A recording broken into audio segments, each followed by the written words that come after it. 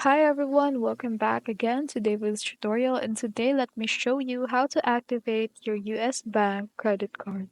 So on your browser, on your phone or desktop, please type in this one, onlinebanking.usbank.com/digital/servicing/card-activation.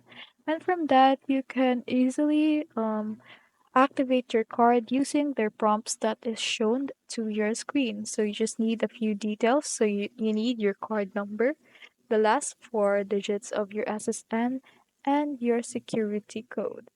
So the security code, it is usually found on the back of your card. So you will need your card for these prompts to be answered or questions to be answered.